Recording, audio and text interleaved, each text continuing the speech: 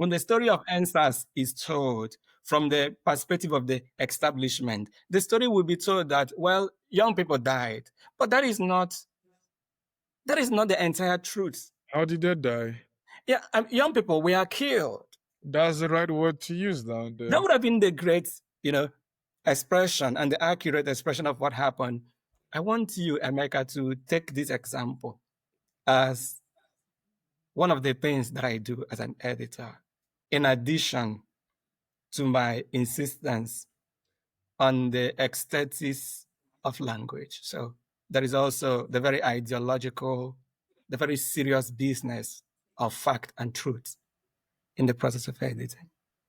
What are some of the pressures you have faced, doing this kind of work? And Talking to you now, it's a pressure. So you see, so where do you find joy? The work you do down here is like so deep, so strong, so personal.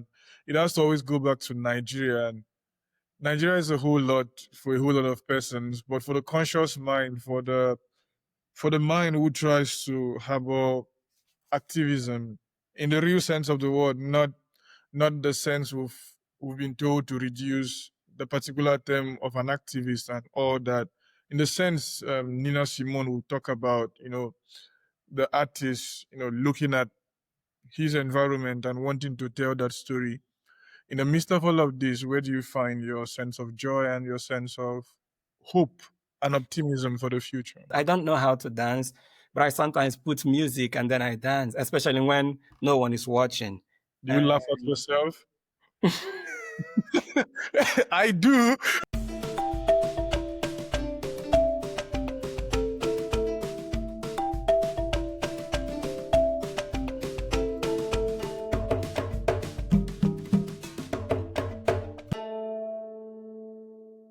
Welcome to Boring Conversations. I'm your host, Biringkpa Mecca.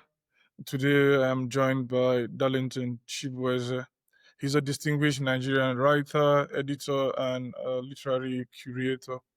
He's known for his dedication to amplifying diverse African voices and has made significant contributions to contemporary African literature. As an editor, he has curated impactful anthologies. He has also interviewed a whole lot of literary persons as a conversationalist. His work has been featured in esteemed literary magazines like World Literature Today, The Hopkins Review, and Brittle Paper. And if you get to ask what to expect from our conversation today, today's conversation, we will explore Darlington's journey as a writer, an editor. We'll look at his inspirations and the themes that drive his work. We would also discuss the anthologies he has curated and the impact they have had on the literary landscape. We will also touch on what it means to nurture and amplify new voices in African literature. In this conversation, we hope, as we also anticipate that it comes to shed light and talk about African literature and the role that editors like Darlington play in shaping it. Through his insights, we also hope to inspire listeners to celebrate the richness of African storytelling and encourage a deeper appreciation for diverse voices. Without further ado, I give you my guest today, Darlington. Welcome to Boring Conversations. Thank you, Emeka. Thank you for having me. To start off, I had mixed up the timing for our conversation today. We had agreed to start recording by 5. For whatever reason, my brain just went on its own 360 and was like, I'm already late. I had to send you a follow-up email, and I was like, oh, I shouldn't be keeping an editor waiting and a scholar down there. What was that moment, that sparked, not like this, but a kind of like your passion for literature, any interesting or unexpected influences along the way, or it was like a completely deep conversation between you and your chi? as to how to go. Okay. First, thank you for the introduction. Sometimes I wonder if the dead listen to the funeral oration. you know, how they feel, and if they want to respond also, and what our own reaction would be if they respond. And I think that what happened with the time is that I understand that you are in Europe. I think that your own time is 1 hour ahead of Nigeria. Nigerian's time, And yeah. then, yes, I live in Lincoln, Nebraska. So you are 7 hours ahead of me. And we had scheduled this meeting with the Nigerian time. So Yeah. inevitably, you thought we were meeting in your own time. And it is funny. We are both Nigerians, and we could have easily had this conversation, let's say in Owerri, in Aba, and we wouldn't have this problem of timing. But then we are not in Owerri. We are not even anywhere near Nigeria. Sure. We are so far away. And yet we have a responsibility to Nigeria, and to Africa and to our fields. And for me, for literature and arts. So I am saying this to find a way to avoid telling you that I cannot remember any moment that that I discovered literature or that literature discovered me. I think that maybe I have traveled with literature all my life. But if there is any history, maybe when I was much younger, when I was a child, I had this very annoying habit, annoying in the judgment of adults, of defacing our house, the walls with chalk. I was always writing, and then I was always writing. And it was annoying, of course. Others were cleaning, they were warning me, but I couldn't listen. It was something I loved doing. I wasn't such a fantastic football player, but I was a great goalkeeper. So I spent my time reading and writing. I am not sure that the things I wrote then made sense. Did they even have to make sense? So, over the years, when my mother passed in 2006, she was my very great friend. And to feel that absence, I embraced literature and writing even more. When I read Buchi Emecheta's The Joys of Motherhood, it was so great. And I was thinking about it. This woman, Nweko, how is it possible for someone to suffer this incredibly and yet emerge triumphantly? Many people would disagree with me that she emerged triumphantly. For instance, my immediate elder brother, who read the book and said, wow, Nwego was such an angry, bitter woman who did not answer prayers to women who called on her, for children. But I didn't feel that way. I felt like, well, this woman had gone through a lot. And if she's not willing to answer the prayers of people calling on her for children, maybe for a woman who had 9 children, she does not see the need for other women to put themselves in position of misery because they want to have children. So my point is that I have always been in conversation with books in my house, in the school, with friends. I was always that friend who would delay a journey because I would stop at every junction to read the posters on the road. That is how I started. Yes, that's how I started. That's a long way back down there, and it's fascinating how a whole lot of persons tend to look at how they feel in many things within their life, and it's not about that Chimamanda recently on a rise news in Nigeria for her Nigerian book tour, Dream Count, said something when she was asked as it concerns the impact she's brought to the literary scene, and she was talking to Rufai directly or Dr. Abati, I can't remember now, but she was like she hasn't lost the sense of wonderment as to how she can see herself in London or in New York, and then there's a hall filled with people and they're sitting down to come to listen to her talk, and she hasn't lost her sense of wonder and all that. The journey so far, is it the case that it still baffles you how far it has come? Because I was telling Chisom Okafor when we had a conversation like this also, I'm like, at the point I was asking myself, what is Darlington still doing in Nigeria?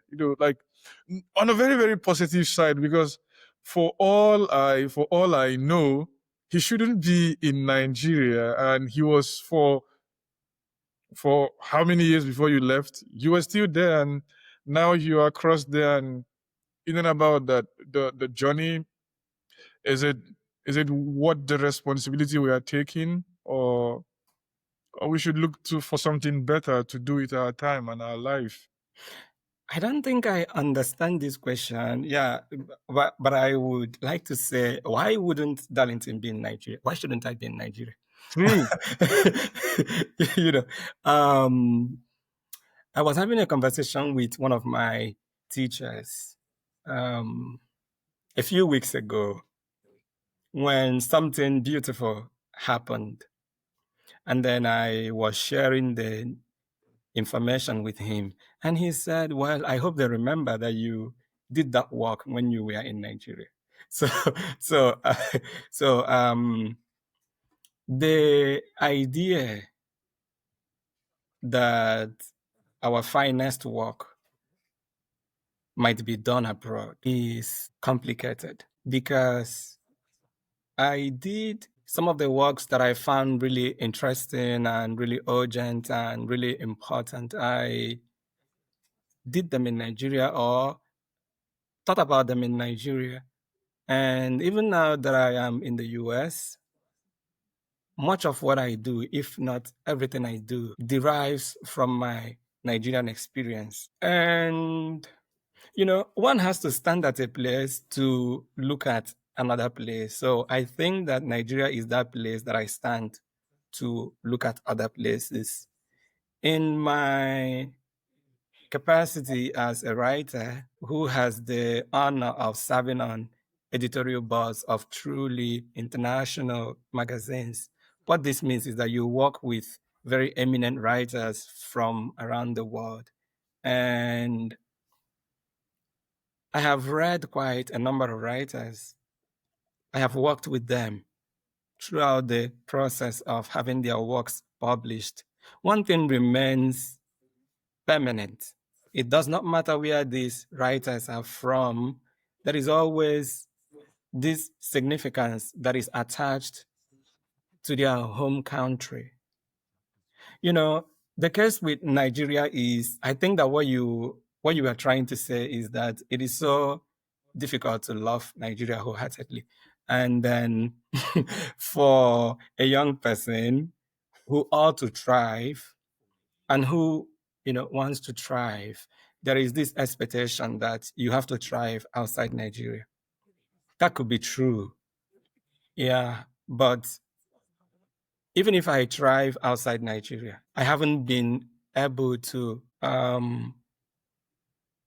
do any work that is important that is not rooted in my Nigerian experience. So Nigeria provides very significant inspiration for me, and I don't want that to change. Wow, that is profound. And the reason why I ask this question is born out of the follow-up question I probably would have also like made one question. It's born out of your take on the support for budding artists and a sense of culture, the culture of literature as we've come to have it down there, and what do you think we as a people should do to revive this culture in and about the ways in which writing programs get to take place, be there introducing MFAs and writing retreats and workshops down there. So that was like the crux that brought up that particular idea as to why I asked. Yeah, I must have, taken your question to another length. But then you are right. We need institutions for the growth of writers, organizations that will support writers and artists, and then society. They do not exist now in Nigeria, at least sufficiently. And what is very surprising is that we are a nation of storytellers, Emeka. We tell a lot of stories. Well, at least I do.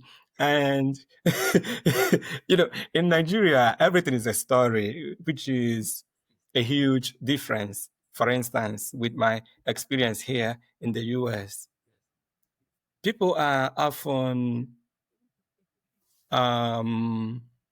people here often go straight to the point. They say what they want to say. Yeah. But in Nigeria, we are not often that way. We tell stories about everything. Even when we do something terrible, we create a story to justify what we've done. So everything is a narrative. And we are just so intrinsically aware of the power of narrative. But then it is surprising that a nation of storytellers does not have the establishment to turn this industry into something that has symbolic cultural capital, something that will endure, something that would attract the young writers and make them truly happy staying back in Nigeria. Because as a writer, as a thinker, as an artist, as a scientist, just as a business person, as a human being, the very important characteristic that we have is the desire to survive and to thrive. So people would naturally go to places where they have the facility to thrive. Yeah. So yes, to answer you very briefly, we need institutions that can support writers, and some people are doing important work in that regard. There is the Ake Festival, which is in Abeokuta. Sure. Well, usually an annual event. And, it is an important event, if not for anything, for the fact that it brings a truly diverse and very global, array of writers, and then give them the space to have conversations around literature and culture, what literature can do for society, and how we can learn from literature and how we can be better creators of literature, and more importantly, active participants in society. So if we have a society where the ruling class, has value for education, for literacy, for reading, then we wouldn't face the kind of situation that we have now. Yeah, that's what I think. Yeah, I share the same views with you also as a contents that, because if you look at almost every situation we get to find ourselves, be it when we are traveling from, if it's from Abakaliki here or Onitsha to Lagos, and you see the way people get to have conversations in buses sometimes without knowing themselves. You just have to start a conversation like this country, yeah, and then you hear everybody just like start giving you what they think, what they didn't, what happened, and you might have even heard a particular story like 5 times from different authors or from different persons, and the different ways in which they tend to carry this particular story, and it's very, very fascinating. That sometimes I also sit down and I think back, and I think back to the place where I grew up, and I discovered that there was there was at least the presence of a public library in the secondary school. I went to a public secondary school, but there wasn't any community library as such. And I asked recently, as it concerns the state of such a library. I grew up in Cross River, and it's almost non-existent, and it leaves me sad as to how things have changed and as to how we we have moved on. And but in a world that is like a kind of like noisy also, and how things are at the moment, I had interviewed Dim Anthony last year in Germany, and I went to the monastery where he's preparing to become a priest, and he made a statement as to in Nigeria many persons are struggling just to survive. You know, that's the only thing many persons are thinking about. You want to have a dream, you want to have a vision, you want to do a couple of things, but you know, like the cost of living is trying to kill the living. How should a young writer who finds himself in the midst of this situation that looks as though it's not changing anytime soon come to carry and nurture his or her desire to write, his or her desire to move on with this craft? In simple terms, I'm trying to ask, how does a Nigerian fan into flame this writing desire he or she has come to discover that within himself or herself is growing, and then there's something that can come out of that alongside facing the daily realities of the country and how to navigate this? I thought you were going to include that the individual is also trying to fall in love. Yeah, because you said trying to survive, trying to Yeah. That's also yeah, trying to fall in love too, and then you can't true. fall in love because it has become, it has become one of the rare commodities right now, and you can't also die in peace anyway. So Nobody dies in peace. Even the person we thought she must have had the most peaceful death wouldn't have had that, because yeah, something must have failed in you for you to just off and then just go. yeah. My point is that I agree with Dean that the world is very noisy now, and it would have been okay if the world was noisy for the right reason. If the world was noisy because we wanted to, or we still want to, shout down the voice of tribalism, for instance. Just as we were united during the 2020 EndSARS protests, it was an incredible time. Yeah. It was so noisy, but it was such a beautiful noise. Noisy for the right reason. Yeah, it was the kind of noise that was poetic, a noise that yearned for justice, that spoke truth to power and did not lose itself. It was not afraid. So that is the kind of noise you should never get tired of, listening to. But then it appears that we are dealing with, something more insidious, something more terrible, something more sometimes openly evil. The kind of noise that does not let you dream, does not let you thrive, and it destroys you. You are asking about how the writer can continue to move on, despite this chaos. I don't know. In 2020, during the EndSARS protests, I participated. And on the night of the Lekki Tollgate massacre, I was in Owerri protesting, and it was insane. We were disbanded by the security. It was night.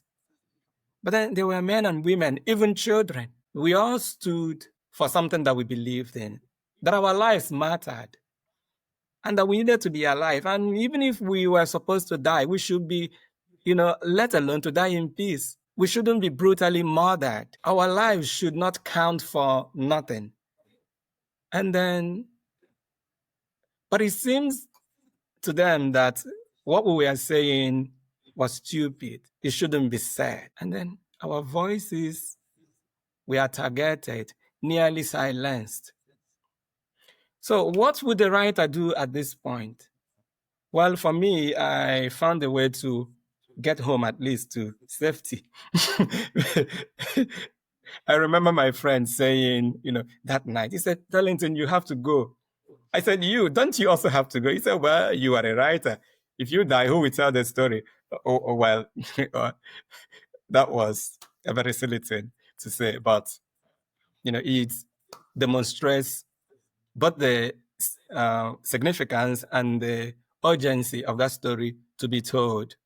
I don't know about other writers, but I know about myself and a few writers. So what have I done with this chaos? In 2024, in collaboration with Brito Paper and Masobe Press in Lagos, I decided to edit an anthology titled Who Gave the Order? The History of a People's Movement. So this book is dedicated to the EndSARS protests, to the events that led to the protest itself. It is in honor and in remembrance of those who died, either demanding justice or who were just killed, or whose lives were destroyed, who were judged, condemned, targeted for either being too beautiful or for being too rich or for even being too poor. You are just a victim of so much in Nigeria that the level of victimization has become so insane that you do not know how to account for it. So what we have done with this project, which will be published in October. Yes, I think it is on October 2nd. Yeah, is to document in deeply personal, but also historically accurate details the experiences of people who either participated in that protest or had people who were victims of the protest. So the anthology and the writers, we are committed to not letting the Nigerian state to say the final word on that moment. We want to tell our story, even if it is going to be the informal history. We want to tell the story. We want to leave our own account. We want people to know what happened. So we can't leave that to the government to do. We can't leave that to the establishment to do. We owe the victims and we owe ourselves, those of us who survived, a remembrance of what has happened. And then this reminds me of, a line in Achebe's Ant Hills. He said that the story of the war will survive the warrior and even the battlefield. And indeed that it is the story that matters. Because when everything is said and done, when all the crisis and the pain and the violence and the tragedy are no longer remembered, are about to be forgotten, it is the story that will continue to remind us of what has happened. So, yeah, that's what I think. True. Czeslaw Miłosz, the Polish American poet and prose writer, also escaped the war in his beloved Poland and fled to America, also with the intention to tell the story in his own way and to keep the documents going down there and all that. In the whole inquiry, the Lagos State government did into this saga, into this very, very sad moment and this sad part of our history. Did they do enough as to the inquiry down to the plenary sessions and all that? I'll give you my answer straight away. I don't know if you share the same view with me. I think it was a disaster. I think it was a was a poorly done job, which also gave rise to the title of the collection here. Who gave the order? Because that was the first question. Who gave the order on, citizens lifting flags and, in solidarity for their country and all that? Was it a thing that should have been done better? Was it a thing that was done to a professional level or standard, if you should say, or it it was just like the normal everyday government kind of way of telling us that they don't really give. Okay, they don't really give. How should I say this now without using the F word now? So they don't really care about what what we as the people they were ordinarily supposed to govern. I know, Emeka. Talking about Nigeria is so difficult. I know.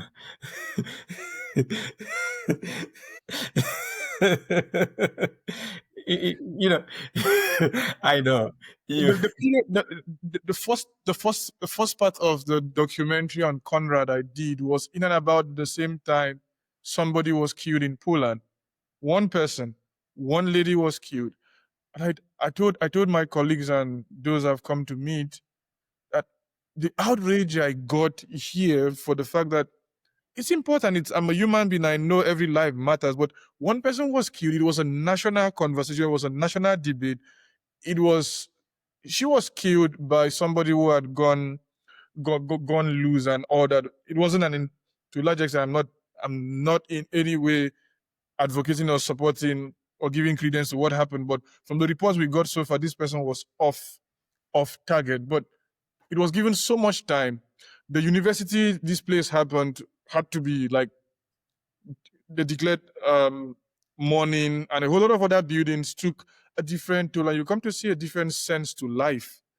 And yet, between the time this person died and the national concern that raised, even up to the EU, which is big time European Union and all that, to this period we're having this conversation, we've lost, if I should be very, very minimalist down here, we've lost at least 400 Nigerians, and it's not stopping. And so, like you said, to talk about Nigeria sometimes leaves you with a whole lot of concern as it concerns the importance of human life. And I don't know. Do you remember who originally said this? I mean, it's now a very widely used quote, and that the civilization of a nation can be measured, by how it treats the helpless, the poor, and the defenseless. So the very idea of human value, human life in Nigeria is very sad to watch and to see. It appears that we do not matter.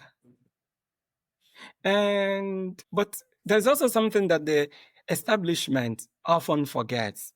Maybe they should be reminded also, because you do not reduce the humanity of someone else without unconsciously questioning or even undermining your own humanity. So if the Nigerian establishment is committed to destroying the value of the lives of Nigerians, they are also involuntarily destroying their own value, because you cannot rise above the very value of your own citizens.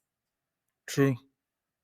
So maybe it is important for the police officer to know that before they target and shoot a defenseless, unarmed citizen, before they batter a small life, an unarmed person, that they should also remember that in doing so, they are also putting their own lives at risk. Perhaps not the risk of physical violence, but the risk of losing something even more important. Their humanity. Their humanity and their and their moral, something, their integrity. And just Achebe said something, in his essay, and he was reflecting on the impact of colonialism. And then he said that it is true that the colonized in Africa, for instance, have lost a lot of resources, of lives to colonialism. And it seems as though Europe and the colonizing agency did not lose anything, but that is not true. They have lost the sense of wonder. Sure. They have lost the sense of the bizarre. Nothing shocks them anymore. And when you get to that level, then your humanity has been tampered with. But even more eloquently, Du Bois, in his very important essay, The Soul of White Folks, said, sometimes people tell you that, well, the period Europe engaged in colonialism and barbarity and violence, that these were the times in which Europe was not itself. Du Bois said, no, don't take them seriously. Yes. These people are justifying violence. No, that Europe had never been itself until that moment that it committed that crime. That indeed, that is the real image of Europe. So when the Nigerian police officer, for instance, when the Nigerian politician, for instance, when the Nigerian bank, for instance, when the Nigerian university, for instance, decide to engage in violent activities that reduce the lives of the people who are under them, then they are not only creating violence, they are also reinforcing the idea that, well, this might be the true image of the Nigerian institution. This is who we are. And then, what can you do with that kind of reality? How do you resolve that this is who we are? How do you even engage with this level of madness, of darkness? I don't know. In Conrad's, no, not Conrad. In this very fine novel, in which some boys are marooned in a coral island, is written by a British author. I want to remember. One of the flights. William Golding's Lord of Yes. Yes. We encounter these boys as very innocent, and it was well established because in the novel, one of the boys said, I wish there was the presence of an adult. So that information had a reason. It was doing something there. It wanted to leave us without doubt that there was no adult there. So whatever would become of those children is something that is within them. They were not polluted by an external adult influence. Then what happens before us? These children suddenly, turned into agents of violence and darkness. But ultimately, there was something that they were searching for. They were searching for the source of the darkness. They were searching for the source of the violence that was happening. And then towards the end of the novel, at the very end of the novel, when they encounter that, what do they see? They see an image of themselves. So truly, they were the darkness that they were looking for. So this is what happens when you talk about Nigeria. We are the problems that we want to resolve. That's what I think. Yeah, because many persons tend to tell you, when they do something bad as a way of escaping reality, as a way of escaping the sense of responsibility down there, they come up with the idea that that was not my real self. That was not like myself in that moment. I was like someone else. And it leaves the question as to, if you want to take all the glory for the good deeds you do in your life, who then takes the glory of the bad things that get to happen to you by way of be it Greek mythology as to the sense of tragedy. Tragedy there being that predominantly most event in one's life is out of one's reach and out of one's grasp, and then they just get to happen. It's an interesting angle you are taking down here also as to, we're not losing ourselves and thinking that is not ourselves. And Achebe would still go, and I still don't know. I understand why he must have titled that particular collection to be the education of the British protected child and all that, but goes to say that we lose something every time we try to avoid being the real self we ought to be. Yeah. But as it concerns your conversation with people, the different, be it in a formal setting, I have a rough idea as to how, at least some persons have told me, how you come about interviewing them, the rigor it gets to take down there, and the back and forth. Have you been talking about me and I did not know? Oh, goodness. The back and forth sending of questions and I'm inquiry. so annoying. I'm so sorry. They must have told you I'm a very annoying person. So the kind of a deep sense of not just the didactic way of looking at this, but a sense of deconstructing almost everything that this person must have tried to construct, and you wanting to go, like you also said, behind this record down here, the small things, the tiny things are like behaviors. How have you like come about these conversations with people, and have they influenced your own life also? Um, okay. I started enjoying my conversation with Joy Harjo, for instance, at the end of the conversation. I wanted to ask. I had that particular one in mind to like go to Yeah, ask you. a very important global figure and a great writer. One of the only two Native Americans to have become the poet laureate of the United States, and one of the very few people to have had that honor, twice, and an important advocate of the lives of, indigenous people in this country. That is not a small work. Sure. That is not a small thing to do. It involves a lifelong dedication and quarrel. You would annoy a lot of people. You would lose a lot of friends in the process, and then you would make new ones. And so when I encountered Hajo's writing, I thought, oh, well, this is so wonderful. This is so brave. And then when I look at Hajo's, picture, she's so simple. She's so quiet. How can such a small frame, such a simple, quiet frame, carry this volcano of an idea?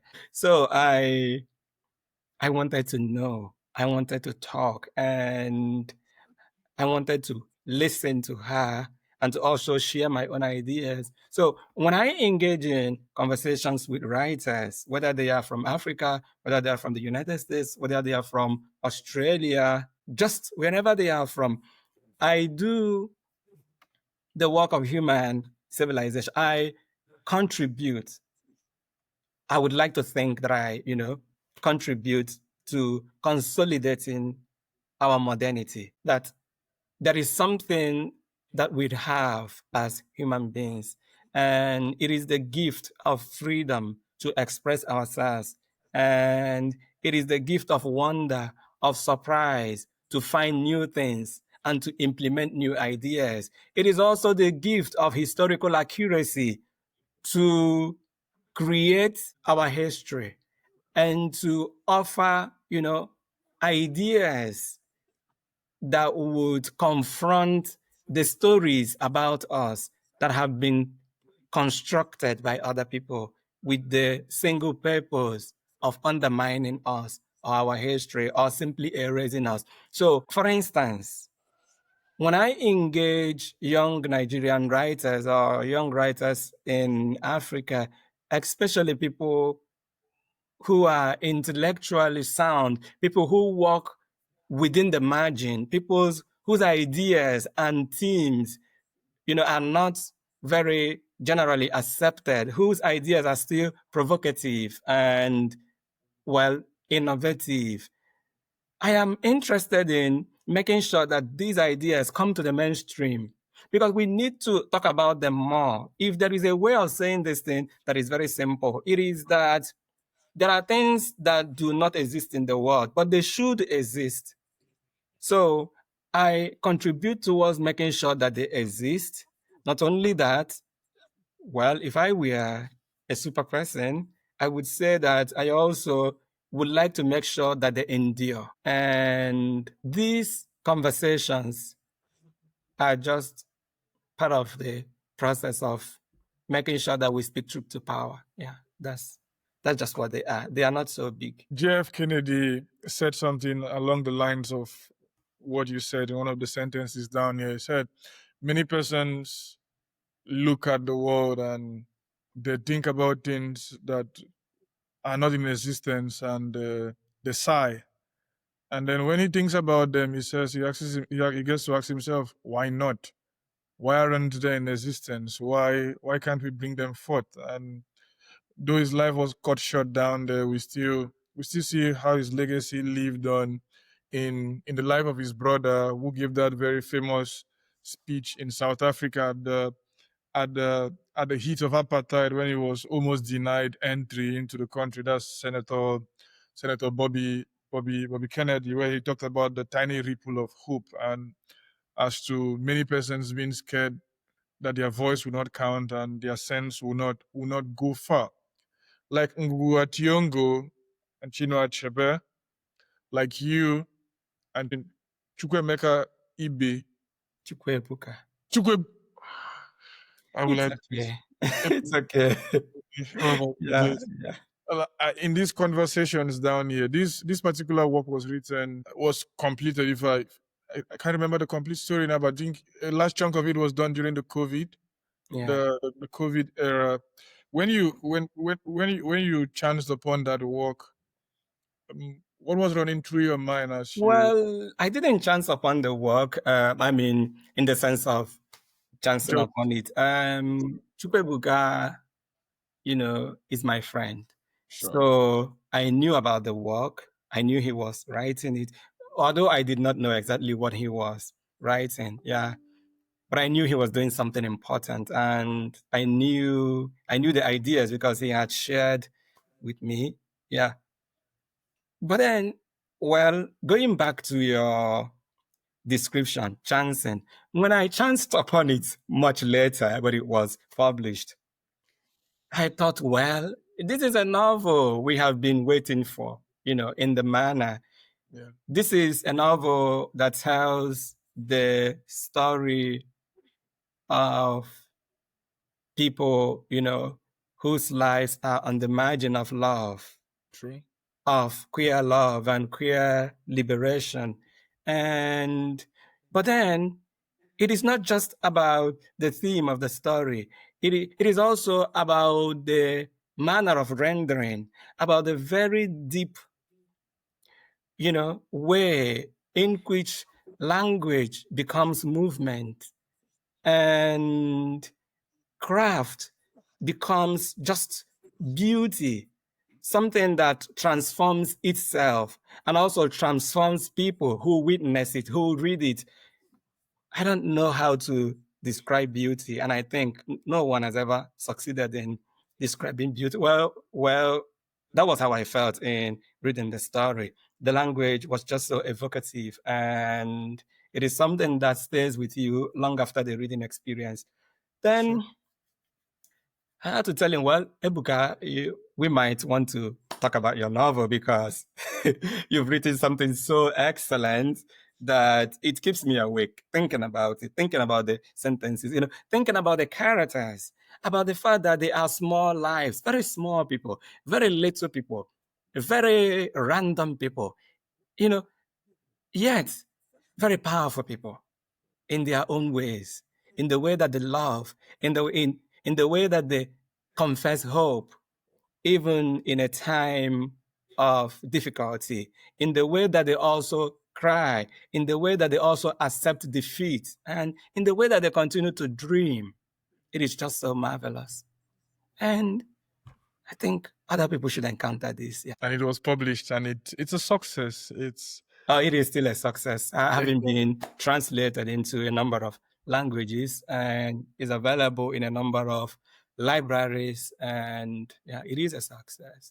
I remember Dim Anthony saying, if Blessing had made it to the short list of the prize last year, a whole lot of persons would have gotten serious heat and serious blockings from him. I think that sense of comic anger stems from the fact that people make other people's sexuality the center and obsession as it concerns how people should do things and how people should go.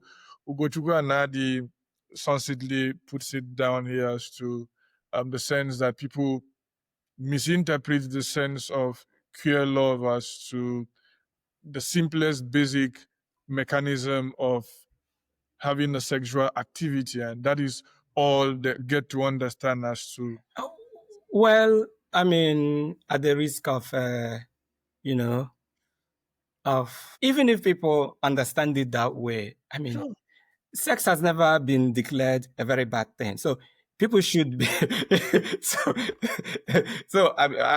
well, even if that is how people understand it, that is okay until we declare sex, a very tragic thing. Then I don't see that happening anytime soon. Yes, it's not happening anytime soon. And, it also happens that people, I think I get your point. And that's why we must salute writers like Chukwuebuka, for having both the generosity and the care and the courage to show us life in its complexity, in its diversity, with all of the nuance that we need to know and see. And I think I have to add that,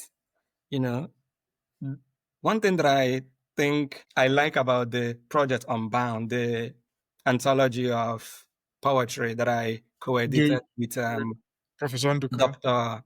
Nduka Otiono, is that it is also a project that insists that a generation of writers would not be erased or ignored because they are important and we should engage them. It is a work of legacy. So, and many of the writers working today, many of the poets writing today, whether they are in Nigeria or outside of the country, are just so committed to highlighting the complexity of the human experience.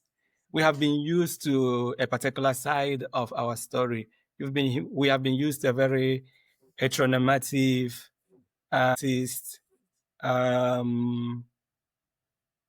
masculine perspective. And it is so refreshing to have writers who are not only willing, but who have the talent and the grace to offer us a wide variety of human experience, whether it is sexuality or migration, or it is about living and surviving Nigeria. These poets are committed to the ineffable love of language. What is more beautiful than the love of language?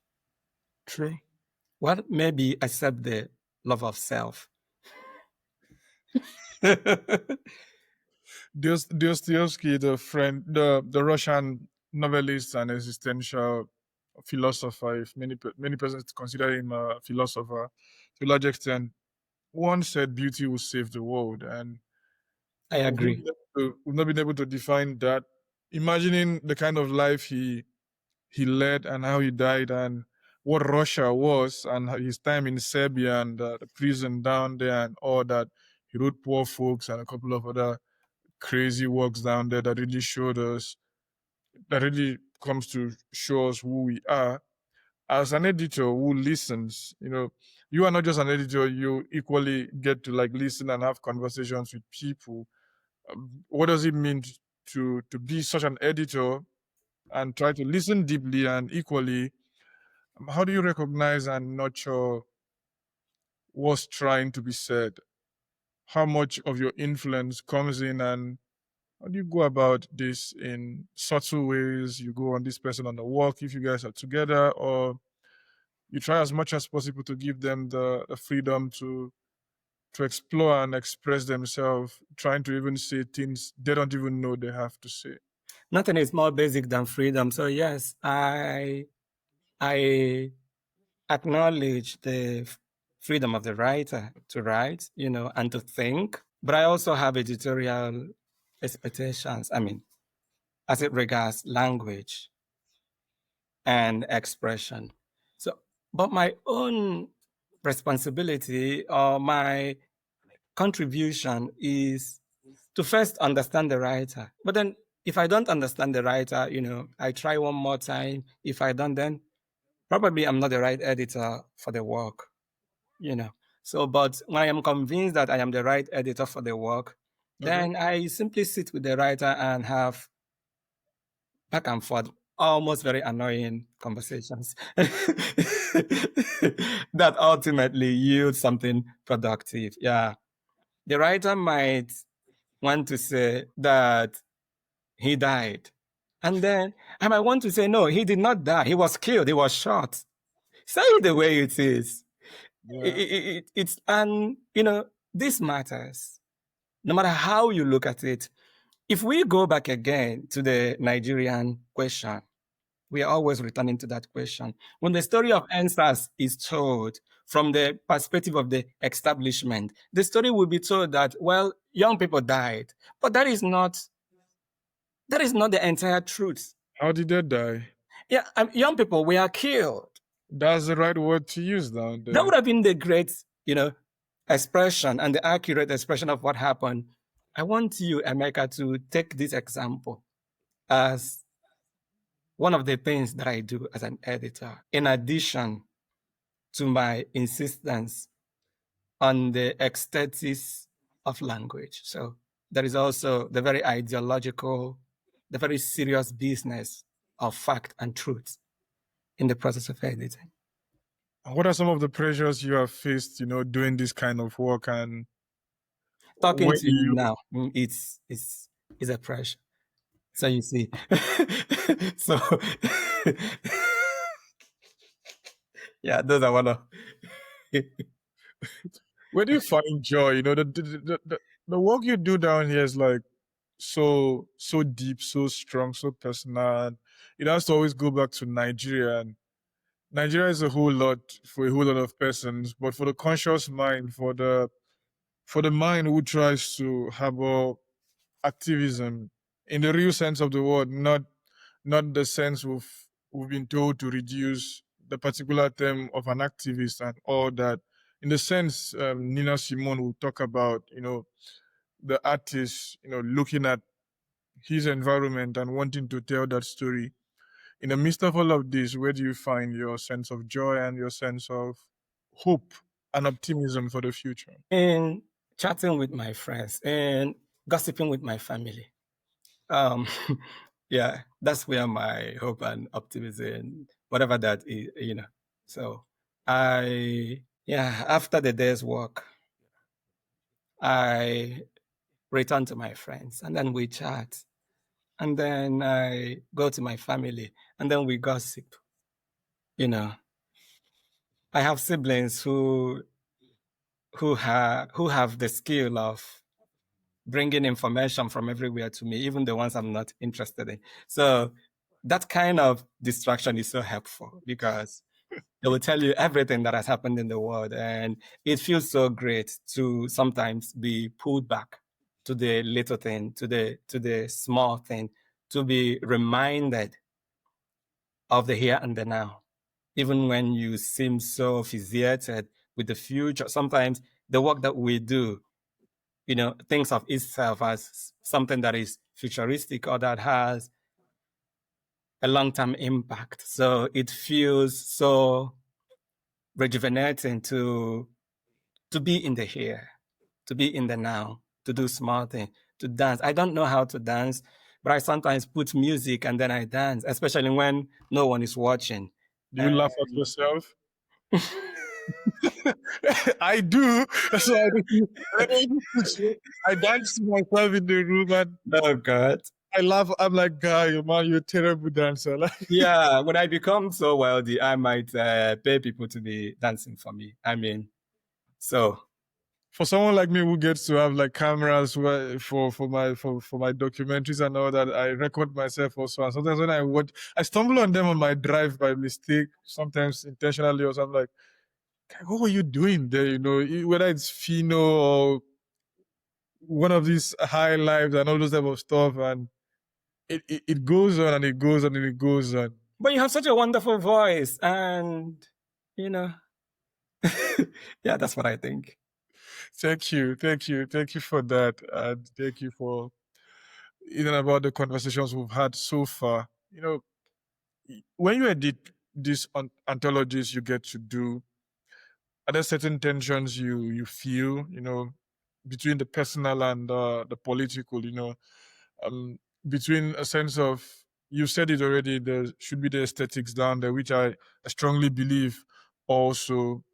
I can't remember who said, when when the when the value for when the savings for born out of poor poachers must have been exhausted, the pain and the anguish of the inferiority of whatever has been done stays on long with us, and all that.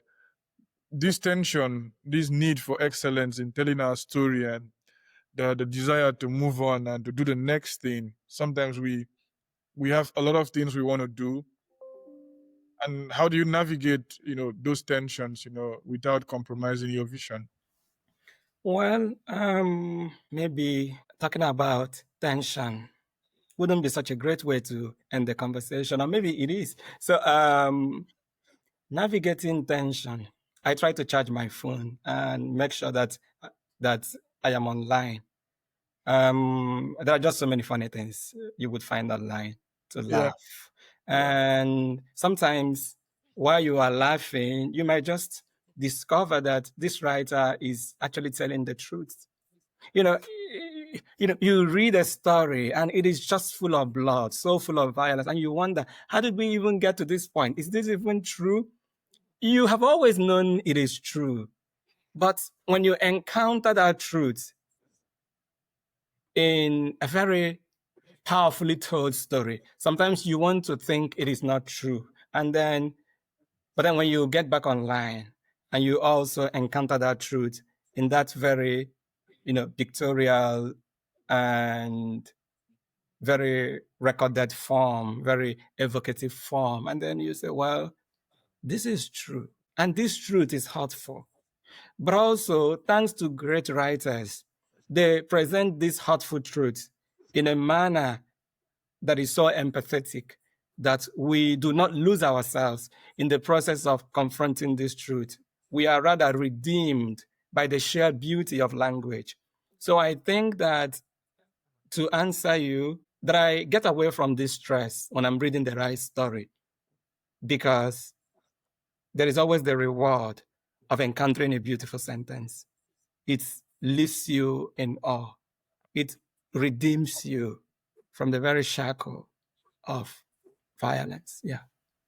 What's a great way to bring our conversation to a close here? And as we conclude this deeply insightful conversation, I want to thank you, Darlington, for granting me the chance to talk to you, the chance to be reminded of the vital role that writers, editors, and cultural curators play in shaping not only the literary landscape, but also the very soul of a nation.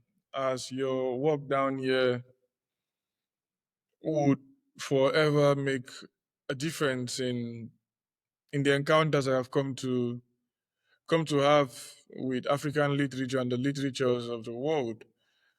And for our listeners down here, Darlington's reflections reflect the power of literature as a form of resistance and as a meaning to bear witness and be a vessel through which memory, identity, and hope are preserved and renewed. And his commitment to amplifying diverse African voices, nurturing emerging talent and telling the unvarnished stories of Nigeria offers a blueprint for how culture can, confront adversity and inspire transformation. In his words, we are encouraged to find, the challenges of a nation grappling with its contradictions. On the one hand, we have beauty. On the other hand, we have brutality. On the other hand, we have kindness. On the other hand, we have cruelty. And we also see the enduring spirit that persists amidst it all. His dedication to storytelling, underscores truths that we ought to emulate. Literature here would forever not be a luxury, as many persons have come to hold that. And it goes beyond entertaining, it goes beyond entertainment. It is necessary, and we ought to be having these conversations. It is necessary act of survival and healing. I thank you once again, Darlington, for this honesty, for your courage, and for your unwavering commitment to the future of African literature.